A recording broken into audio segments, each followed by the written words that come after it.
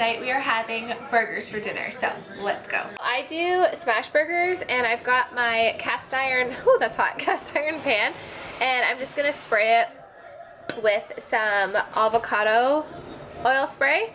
And we do smash burgers, so we're just gonna literally take balls of meat and put it on here. I'll show you how to do it. Yeah, why can't we have popcorn? I said we could, hun. Literally just take like a ball like this and I'll put it on the grill. Now the burgers are ready to flip.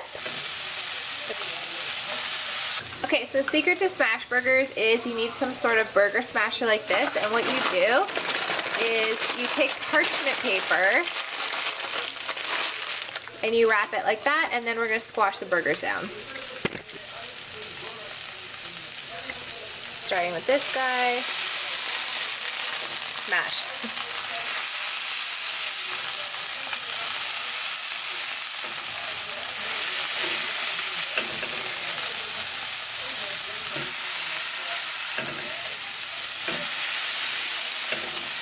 The only thing that we do on top is sprinkle with some salt and pepper.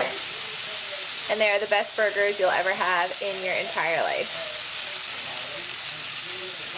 You can see they get that nice like char on them. That's what makes them taste so good.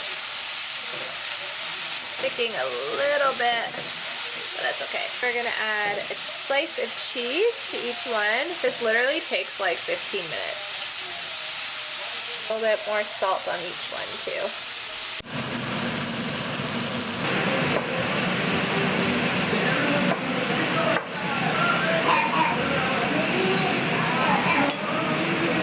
Here's our burgers that literally took like 10 minutes.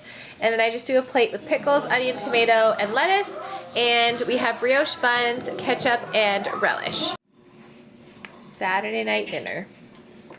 Hello friends, it is Tuesday night. I am going out to dinner with my girlfriend, but I want to make my family a yummy chicken shawarma dinner. This is so delicious and tasty. I just have to marinate the chicken first, and then I'm going to make homemade naan bread. Don't be intimidated. Homemade naan bread is so easy, and it's literally the best thing you will ever make. Once you try it, you'll never go back to store-bought. But let's get started on the chicken marinade. Okay, so we have our chicken. I'm not going to do the whole pack. I'll probably do half and then freeze the other half for another dinner, but I have a big bowl here. I'm gonna put half of the package into here, and then we're gonna add our ingredients to marinate it. Okay, so for the marinade, I am gonna add a little bit of tomato sauce. You're supposed to use tomato paste, but tomato sauce will do just about that much. I'm sorry, but I eyeball, so not very much. Then we're gonna add about half a cup of Greek yogurt. And we're gonna add the juice of half a lemon.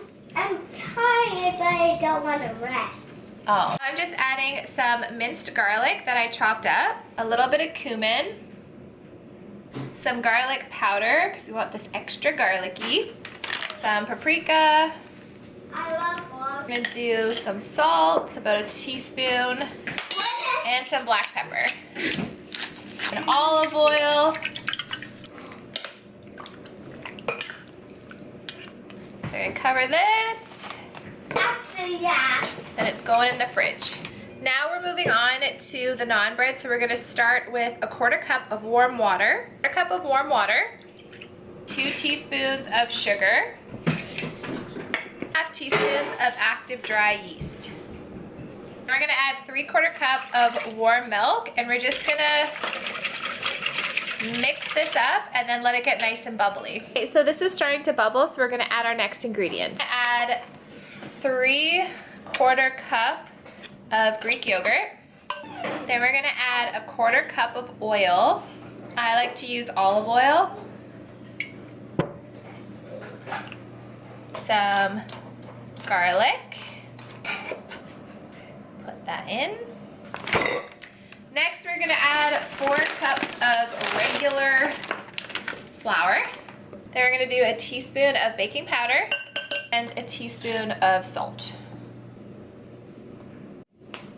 Okay, so now we're just gonna take the dough and put it on surface, and we're gonna knead it for about 5 minutes. You okay?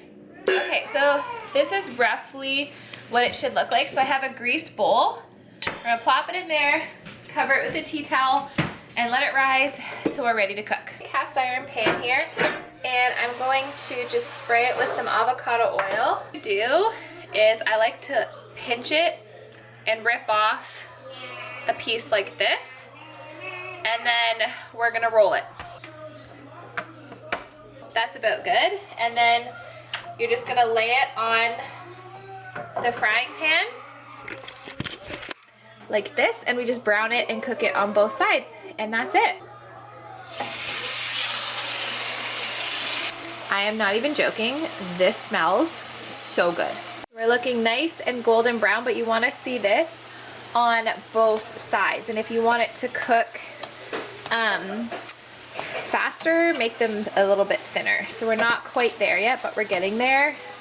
Chicken is looking good. This is how our naan's looking. So we're gonna have leftovers, but the beautiful thing about the naan is you can use it the next day to make naan pizzas. So I think that's what we'll do tomorrow night, but you'll find out in like 5 minutes. So I'm just gonna make a sauce to go on the chicken. I wanna do a tzatziki style. So I'm just putting some garlic in a bowl. Then I'm just gonna use up the Greek yogurt that I have, which is not a ton, but that's okay. Then I'm gonna add some lemon juice. Then to cut the acidity, you always wanna add a bit of honey, like half a tablespoon.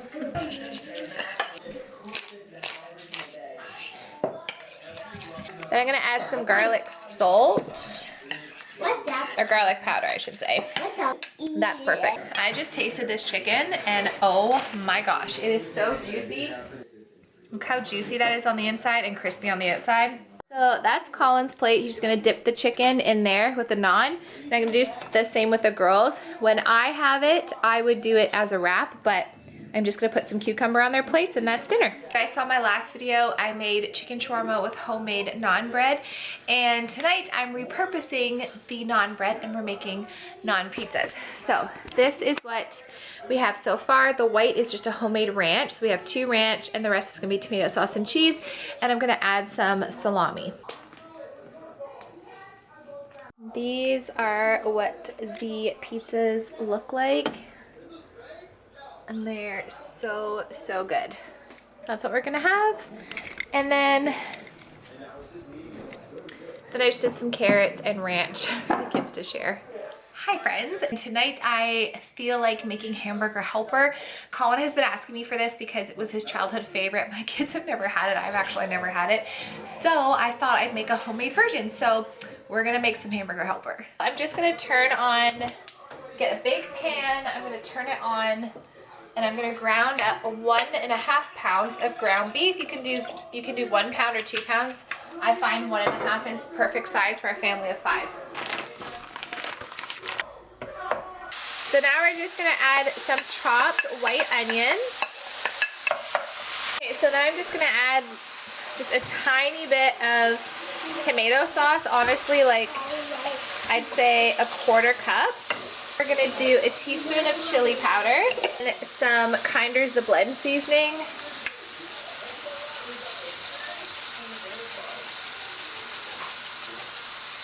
Some garlic powder. Give all that a mix. Then I'm gonna add some minced garlic. Now we're gonna add 3 cups of chicken broth. You're supposed to use beef broth. I do not have beef broth, so what I like to do to make the flavor a little bit more beefy is I add wash your sister sauce. I know it's not called wash your sister sauce, but that's what we call it. So I just add a little bit of that and let that come to a simmer, and then we're gonna add our noodles. Now this is boiling. I'm gonna add some little shells from the Annie's. I just took the cheese packets out.